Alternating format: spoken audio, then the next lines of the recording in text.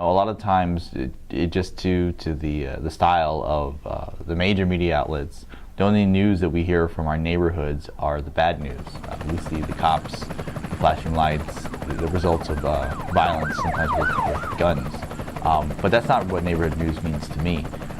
The long-form discussion, the actual, the people, the stories, the businesses, the groups that are doing work that isn't sensational, but is way more relevant than the stuff you see in the news. That's what neighborhood news means to me.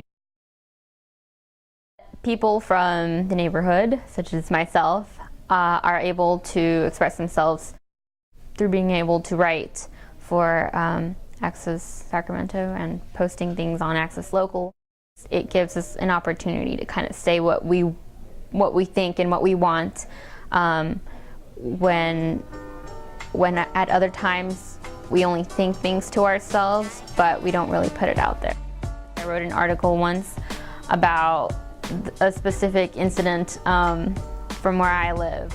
I was getting used to gunfire, which is not, it's not something that should be considered normal.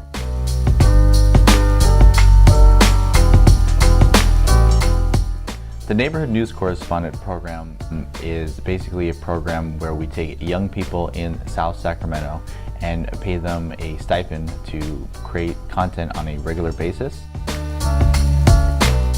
They produce videos, written articles, they attend local events, they interview local figures, and they also get their peers from within their community to produce content as well. My name is Buntao. I'm 18, I go to Sacramento City. My name is Isaac Gonzalez, and I'm a youth coordinator with AccessLocal.tv. My name is Heidi. I'm 20 years old and I attend Sacramento City College. Really, this is about young people telling the stories of their community through their own voice. We want young people to tell the story that's going on in the streets, the things that matter to them. And we want them to be empowered, and that's what we're trying to do with the program. Our ability to adapt to a certain scent or situation is incredible. The speed in which this adaptation takes place is practically instant. You might find yourself getting used to something that no one else should ever get used to. I grew up in South Sacramento. I remember hearing a very loud noise, the type of noise that would make you forget your previous thoughts. Neighborhood news to me really is about a community-based, citizen-based journalism. It was February. It was cold and I was frozen for a moment from the loud echoing sound I had heard. It was all happening too fast for me to finish making any assumption before it was clear that the sound came from a gunfire. When I got involved with this program, I was at La Familia, part of the Youth Voice program, and I was working with Isaac Gonzalez, part of the media specialist, and he came by to his program. He was telling us about a job opportunity. I'm interested because I didn't have a job at the time, but once he brought up issue, that word just hit me because growing up I see a lot of issues, I see a lot of problems, and that's what just got me writing. They've been in the offices of Assemblyman Roger Dickinson, City Council Member Kevin McCarty. They've gone to events with press passes and interviewed figures. They've gone to genetically modified organism events. They've gone to festivals, all kinds of community events, and even our hub meeting and interviewed our partners. It's too much to count at this point. It's really great.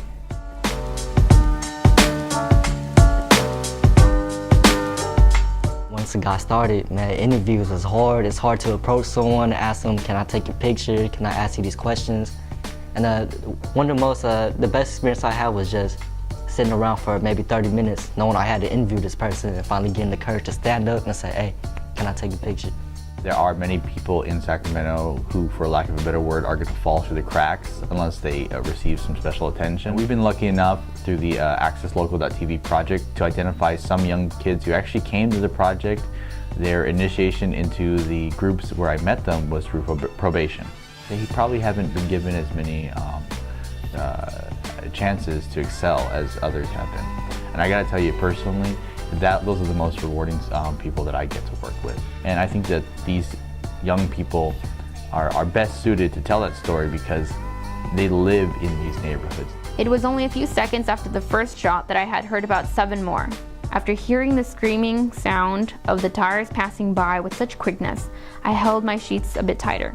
That night, I remember falling asleep to the sound of sirens from the police cars.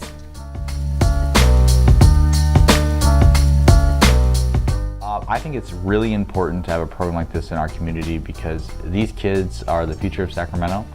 It's important because the youth in the community, they know nothing about it. They go on doing different things and heading in different directions. They don't see what they can do to change the community and what they can do to improve it. And I think it's wonderful because I never had a chance like this. It opened up my eyes and it made me do something good. It's important for us, us adults, stakeholders, leaders, to start listening to the young people in our communities. It's important because I do got that voice, and that's what I wanted to put into my articles and my videos, that you have that voice and you could be someone that's doing what I'm doing. Now is the time when they should take a stake in their community and start preparing for the future. It starts with empowering kids to make their own decisions. Needless to say, I had gotten used to the sound of the gunfire that night. It's not something I'd like for kids to get used to, or anyone else for that matter. We should strive to provide an environment in which people can feel safe in their homes. I believe that it is our responsibility to take charge when we see suspicious activity and report it to the police. It's simple as can be, and you may do it anonymously. Trust me, I've done it before, but that's another story.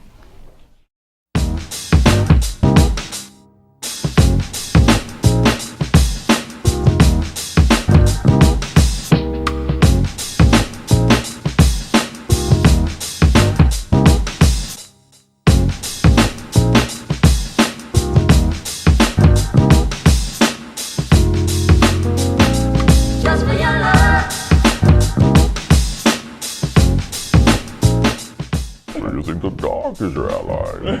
Born in the dark. Wait a minute. Yes.